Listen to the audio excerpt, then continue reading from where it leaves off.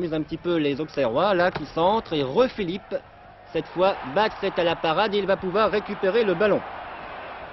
En cette deuxième période, les Auxerrois n'auront qu'une seule occasion, mais ce sera la bonne. Une action de Perdrio, le numéro 8 ici, qui va garder le ballon un beau bout de temps, mais il a raison. Il va faire mine d'abord de le passer à son arrière droit à Noël, mais il s'engage, il déborde. Il centre et reprise de Garande pour son 20e but de la saison. Et pour marquer sur cette action-là, eh bien, il fallait vraiment y croire. Oui, vous savez, quand on est à l'extérieur, on adopte une tactique où la première chose, c'est d'abord de ne pas prendre de but, donc de défendre. Alors on n'a que très peu d'occasions de but et personnellement, sur chaque attaque, je pense que je vais marquer, alors je me livre à fond. C'était un peu le même but que j'avais marqué à Monaco et à Lens. Puis j'ai un peu de chance, je les marque pour les matchs importants pour le club, alors disons que tout va bien. Pouvez nous le raconter? Ben oui, c'est Jean-Marc Ferry qui fait un appel de balle vers Perdrio. Ferry relance Perdrio sur l'aile, qui centre, je fais la lutte avec Fabiani et je reprends la balle de l'intérieur du pied et elle rentre. Donc 1-0 pour Auxerre et malheureusement des incidents en fin de match. Regardez, une canette de bière vole. Auparavant, elle a touché Janas, le Polonais d'Auxerre, qui devra se faire soigner. C'est bien sûr déplorable. Et ça fait même penser à un match qui a eu lieu cette semaine, mercredi soir, Manchester-Juventus. Il était arrivé la même chose à Boniek, un autre Polonais. Bien sûr, si les joueurs ne peuvent plus approcher du public, c'est ennuyeux. En tout cas, ce qu'on voudra d'abord retenir du match d'hier soir, eh bien, c'est qu'Auxerre a gagné une victoire qui lui permet de rester en course pour le titre.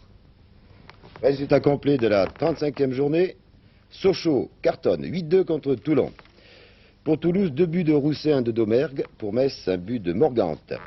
Sochaux, 5 buts d'Anziani, on en parle plus ou moins à Bordeaux pour la saison prochaine. 1 de Lada, 1 de Thomas, 1 de Robin. Bénédé et Onis pour Toulon. Et oui, Onis a réussi un pénalty. Laval, but de Ravier, Stefanini et Paillard.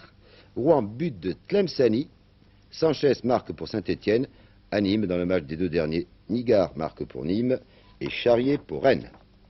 Le classement. À 3 journées de la fin, Monaco est en tête avec 1 point d'avance sur Bordeaux, 2 sur Auxerre. Vous voyez que le titre n'est pas joué. Nantes et Toulouse sont 4e à 7 points, mais Nantes a un match en moins. Le Paris Saint-Germain est 6e à 8 points, dans le bas du tableau. Rennes est malheureusement condamné, 21 points. Nîmes est à 3 points. Brest est barragiste pour l'instant, à 6 points. Toulon et Saint-Étienne à 7 points. Et nous passons maintenant aux Coupes d'Europe, demi-finale aller, avec un choc, non pas en Coupe des clubs champions, mais en Coupe des vainqueurs de Coupe. Manchester United contre la Juve. Très bon accent. N'est-ce pas? Oui, c'était un choc. C'est vrai que ce n'est pas la coupe la plus prestigieuse, la coupe des coupes, mais enfin Manchester United peut devenir champion d'Angleterre. Il n'y a que 2 points qui les séparent de Liverpool, et puis la Juventus a toutes les chances de l'être en Italie. Donc du beau monde, malheureusement, à Manchester United. Il manquait les 3 joueurs du milieu de terrain, Ray Wilkins, Arnold Muren, et puis bien entendu le capitaine Brian Robson. Nous sommes donc avant le coup d'envoi. Platini qui est sur la gauche, préfère aller... Il était sur la droite en fait, il préfère aller sur la gauche. On se demande pourquoi, il n'a pas l'air vraiment bien dans le coup. Michel Platini, vous savez, qui relève de blessures, d'une grippe. Mais enfin, à la suite de sa première intervention que vous allez voir ici, de la tête, eh bien on peut le dire, il est dans le coup, il n'y a pas de souci à se faire. En revanche, il y a du souci à se faire pour Guidman, l'un des remplaçants. Il remplaçait Robson qui se fait soigner ici, le genou, à la suite d'un choc, et oui, avec un autre joueur de Manchester United. Bon, Guidman reprend sa place, numéro 11. Attention. Non. Maintenant, il a mal en haut de la cuisse. C'est terminé. On va pouvoir faire rentrer Davis. Un coup dur, un autre coup dur pour Ron Atkinson. Enfin, c'était pas grave. Regardez. Allez, go, mon petit. Ne fais pas de complexe. Vas-y, vas-y. Mais les joueurs anglais n'ont pas fait de complexe. Ils n'en font jamais. Les joueurs italiens non plus, d'ailleurs. Très expérimentés à ce niveau. Le match n'a pas vraiment été heurté. Et regardez, même Gentile, c'est pratiquement du jamais vu, s'excuse devant Stapleton. Gentile qui n'a pas vraiment la cote en Angleterre, il ne l'a pas vraiment dans beaucoup de pays. Un tir d'Albinston et sur la contre-attaque qui va suivre, la Juventus, enfin vous allez voir. Nous sommes à la 14e minute de cette partie. Boniek, devant lui Moran, Boniek file, il attend, Rossi se place, il se remet sur son bon pied, le droit et marque. Bailey, le gardien de Manchester United, est resté dans ses starting blocks et vous allez comprendre pourquoi au ralenti. Tout simplement, il a été pris à contre-pied, ce tir allait sur sa droite, il est arrivé sur sa gauche. Pourquoi? On revoit le bon travail de Boniek. Rossi qui feinte tiré du pied gauche. Hogg est battu et le même Hogg avec le genou gauche trompe Gary Bailey, le prend à contre-pied. La même mésaventure était arrivée à l'arrière central, le numéro 6 de Manchester United, lors du tour précédent au Nou Camp à Barcelone. Il avait également marqué contre son camp, donc ça se présente plutôt mal pour Manchester qui ne va pas baisser les bras. On connaît les Anglais. Duxbury pour Whiteside qui talonne sur lui-même et qui du bout du pied tire juste à côté. Il était contré sur cette action par notre Michel Platini, national, qui a joué le plus souvent en défense. Et on l'a souvent critiqué, Michel Platini qui donne ici d'ailleurs un très bon ballon à Rossi qui enchaîne avec Cabrini. Cabrini bien dans le trou pour Rossi, mais Bailey anticipe fort bien lui aussi. Et oui, Platini on le critique, on dit qu'il ne sait pas défendre, qu'il a toujours le beau rôle, il attend les ballons. Eh bien pas du tout, et il l'a encore montré l'autre soir à Old Trafford qu'il savait également défendre et mouiller son maillot. Ici c'est un bon tir arrêté par Gary Bailey relativement facilement. Vous l'avez vu, c'était un tir de Boniek. Centre de Davis, Stapleton qui remise bien pour McGrath qui a trop tardé et qui est contré du bout du pied par encore Michel Platini. Il y a tout de même des actions pour la Juve avec ce coup franc de Boniek, toujours en première mi-temps. Le point de Bailey, Chira, il y a une faute de Davis, l'arbitre ne le signale pas et Chira n'est pas content. Alors il commet une faute à son tour, ça c'est pas vraiment gentil, mais M. Kaiser aurait dû siffler la première faute. C'est vrai, enfin pas de problème pour Davis. Encore Platini a lu cette fois avec Moses. Et là, regardez l'engagement des Anglais, c'est terrible. Ils se taclent eux-mêmes entre Duxbury et Moran. Et c'est à la suite du même genre d'action d'ailleurs que Manchester va marquer un but un peu tiré par les cheveux, un but en force, Whiteside, ça va de tous les côtés finalement. Il y a de la chance dans l'air puisque c'est Davis qui récupère ce ballon et qui marque dans le but vide. Un but partout après 35 minutes de jeu, but de Davis, donc qui avait remplacé Guidman. Regardez un long centre d'Albiston. Là, Brio est piégé. Normalement, il aurait dû reprendre ce ballon de la tête. Whiteside est contré une première fois par le gardien Tacconi. Gentili a levé le bras pour signaler un hors-jeu. On se demande bien pourquoi. On le revoit d'un autre angle. Et c'est le 14. Non, ce n'est pas Johan Cruyff, mais Davis qui marque. Un partout et toujours Manchester qui appuie, marqué avant la mi-temps. Un tir, cette fois arrêté encore facilement par Tacconi. C'était un tir du numéro 4, Moses. Ce n'est pas terminé. Stapleton, Duxbury. Déviation de Whiteside et finalement une reprise acrobatique. Vous allez la voir. Une tête de Stapleton. Voilà, en avril, ne te découvre pas d'un fil. Tous les joueurs turinois étaient pratiquement sur cette action. Gentile, toujours ses mauvais gestes, coup de coude. C'est dans ce... Il avait d'ailleurs fracturé la mâchoire, vous le savez, de Bastrup en finale de la Coupe d'Europe des clubs champions. Et pour la première fois, à la 43e minute, Platini en position de tir. Mais il a été contré à la mi-temps. Le score est de 1 partout, un bon résultat pour la Juventus. But de Davis à la 35e minute, c'est lui. But de Rossi à la 15e minute pour la Juventus, c'est l'autre. Nous sommes maintenant en deuxième période avec un coup franc pour Manchester. Platini qui dégage comme il peut dans sa surface de réparation. Ballon récupéré relativement facilement par Albiston qui danse pour Davis. Albiston va se placer, Davis préfère tenter sa chance, tête de Chilea et Whiteside qui pousse Tacconi dans le but, mais Tacconi ça ne le fait pas rire du tout. Il n'est pas content, c'est normal. Finalement, il n'y aura pas de dégâts. En revanche là, il y a des dégâts, voilà, Boniek qui s'écroule, victime encore d'une canette, comme à Nancy. Sur le côté, on le revoit au ralenti. Boum, sur le côté gauche, il y en a une deuxième qui va arriver, heureusement qui le loupe, ce n'était pas un tireur d'élite. Boniek pourra regagner sa place, d'ailleurs on le revoit ici à la lutte avec les défenseurs de Manchester, cela ne va pas changer grand chose au match, si, enfin quand même un petit détail, Boniek qui n'est pas complètement fou, ne tirera plus les corners de ce côté. Hein. Allez mon pote, arrange-toi avec les hooligans. Bon. Un partout, ça ne fait pas les affaires de Manchester et la Juve est bien près de marquer un deuxième but sur cette action. Encore une erreur de Hogg qui voulait passer en retrait, qui a complètement raté. Rossi, attention, maintenant il va se faire rejoindre, il est obligé de tenter sa chance de l'intérieur du pied. Il visait le camp opposé, c'est bien fait et avec les belles caméras de la BBC, vous allez vous régaler. Regardez cet angle, il est superbe. Et Gary Bailey qui est revenu sur sa ligne de but et hop là, c'est un chat, Gary Bailey. Il a pu détourner ce ballon. Manchester fait le forcing. On remet dans le paquet.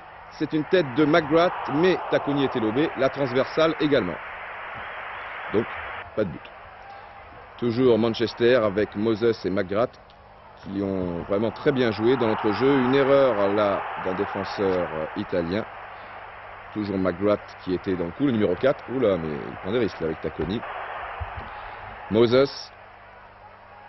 Un relais avec Stapleton, Boniek qui commet une faute, encore Moses, Whiteside au premier poteau, non le filet a tremblé mais là aussi du mauvais côté, de toute manière Tacconi avait bien bouché l'angle, on va alors la revoir au ralenti cette action car elle est quand même très importante, vous voyez Boniek qui est piégé par Moses, beaucoup plus vif sur cette action et Whiteside du bout du pied gauche. Manchester mériterait quand même de marquer un but à cet instant de la partie, peut-être sur cette action avec Stapleton qui ouvre bien sur la droite pour Davis. McGrath, Whiteside et finalement Stapleton, et oui, qui veut mettre en force et son tir est renvoyé par le ballon, à la suite de son tir renvoyé par la transversale, il s'en veut Stapleton, il a raison, vous voyez d'abord cette tête de McGrath, restait plutôt un coup d'épaule, Albiston en fait qui veut talonner, pas Whiteside, et finalement Stapleton, c'était l'occasion la plus valable dans cette deuxième mi-temps. Oh, il y en a une sur le corner qui suit, regardez, tête de McGrath et Moran qui rate derrière la déviation d'un cheveu. Davis qui combine avec Albiston. Tête de McGrath. Chirac qui dégage du bout du pied. Davis, Platini qui s'est trompé de côté. Tacconi qui dégage du point. Mais il y a beaucoup trop de monde et au ralenti, eh bien, on se rend compte que Gentile sera toujours Gentile. Vous le voyez un petit peu au centre de votre écran. Le ballon, il ne s'en occupe pas du tout. Stapleton est là et il va même donner un coup de coude à Stapleton, qu'on ne verra jamais d'ailleurs, bon, on ne voit pas, c'est pas grave. Alors voilà, c'est la fin de la rencontre, les joueurs rentrent dans les vestiaires. Regardez Garibelli, il est au centre là-bas en maillot vert, alors évidemment il y a de quoi être déçu, bon il manquait 3 joueurs, il peut chercher des excuses, eh bien pas du tout Garibelli, eh bien lui il se fend la pêche et il a bien raison car il y a des choses plus graves, ils ont tout essayé sur le terrain, ça sert à rien de pleurnicher maintenant. Et puis il y a un match retour et vous savez que dans les matchs retour les Anglais n'ont pas vraiment peur, même s'ils sont à l'extérieur, ils attaqueront, mais enfin c'est un bel exemple de lucidité car vous savez il y a toujours un environnement détestable à ce stade de la compétition, même en championnat d'ailleurs. Il y a des joueurs qui craquent moralement, c'est pas le cas des Anglais et pas de Garibelli. Voilà. Est-ce que vous allez finir? Non, oui, j'ai terminé. Ah bon, et maintenant le point des Coupes d'Europe avec Frédéric Jaillant. Oui, on va enchaîner avec la Coupe des Coupes, puisque Manchester United contre la Juventus, c'était la Coupe des Coupes. Et tout d'abord par le match Porto-Aberdeen, les Portugais de Porto jouent en maillot rayé. On va les voir apparaître sur l'écran après ce panneau. On va même les voir tirer un corner. C'est parti, on joue depuis un quart d'heure de jeu et but pour Porto de Gomes, l'avant-centre. Ce sera le seul but du match. Porto a donc battu Aberdeen par 1-0. Et ce but de Gomes, eh bien, on va le revoir au ralenti et on va pouvoir apprécier la talonnade au premier poteau d'un joueur portugais. Gomes n'a plus qu'à prolonger de la tête.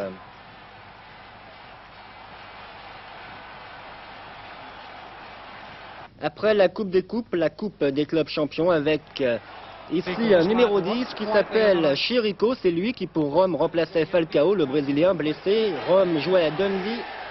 Chirico va récupérer le ballon. Un centre du pied droit pour Graziani, tête qui heurte la transversale. Ce fut le tournant du match car en deuxième période, les Écossais firent la différence. Tout d'abord par leur ailier gauche, il s'appelle Dodds. Après 48 minutes de jeu. Et 1-0 pour Dundee United. Puis 2-0, 10 minutes plus tard, un but qui va être marqué de 30 mètres d'un bon tir du gaucher Stark. Pour un gaucher, c'est pas mal. Et 2-0 donc pour Dundee qui bat Rome.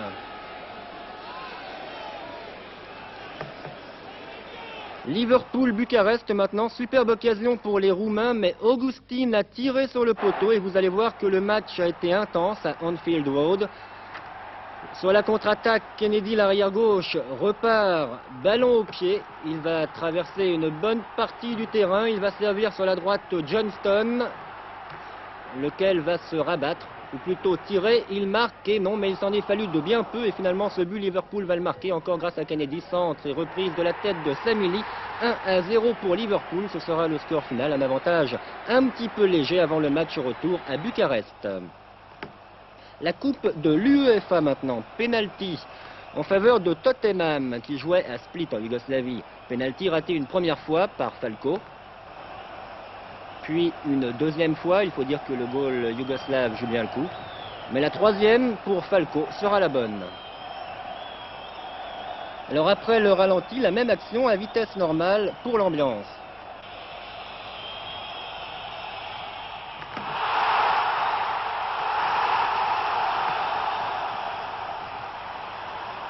Et oui, après la tempête, le calme, mais le public yougoslave va tout de même pouvoir se consoler en deuxième période. À la suite d'un corner, Split va d'abord égaliser par Gudel, mais ce fut dur.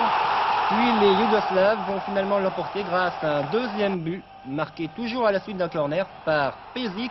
Finalement donc, Split a battu Tottenham 2-1. Et puis toujours en Coupe de l'UEFA, mais on ne le verra pas, Nottingham Forest a battu Anderlecht par 2-0.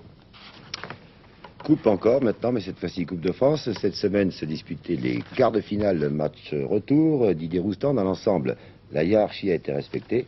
Et tout d'abord, vous nous parlez de Cannes-Monaco. Oui, tout d'abord, Cannes-Monaco, les Cannois y croyaient, battu 4-2 au match aller, mais vous savez qu'ils avaient mené au score 2-0, c'est quand même assez bon pour le moral. Et puis 2-0, c'était le score qu'il fallait pour se qualifier, ou alors 3-1, alors pourquoi pas. Et puis on se disait que Monaco avait peut-être le match de Bordeaux dans les jambes. Alors c'était la fête au stade de Pierre de Coubertin à Cannes, les gambettes, les majorettes étaient de sortie, il y avait beaucoup de monde, on n'avait pas vu autant de monde dans un match de football à Cannes depuis bien longtemps. Les drapeaux rouge et blanc, c'est la couleur des deux équipes, d'ailleurs, c'est pratique. Et puis les petits qui sont récompensés, les petits du centre de formation de la SCAN. Et voici les grands qui seront peut-être récompensés de leurs efforts un peu plus tard. Nous allons bien voir.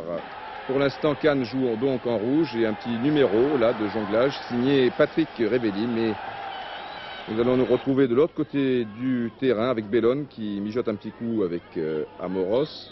Va-t-il passer le ballon? Giacomo s'attend à un centre, il s'est placé de l'autre côté, pas du tout. Et finalement, Krause a bien suivi, un but de toute beauté. Bravo donc à Bruno Bellone.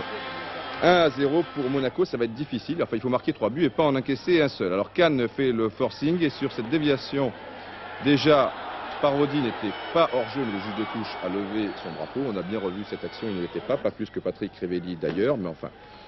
Il ne faut pas se plaindre de l'arbitrage qui a été bon dans l'ensemble, même si là, on s'attendait quand même à un pénalty, une faute de Simon sur Patrick Révelli. Patrick Révelli qui n'est pas content du tout. Écoutez-le.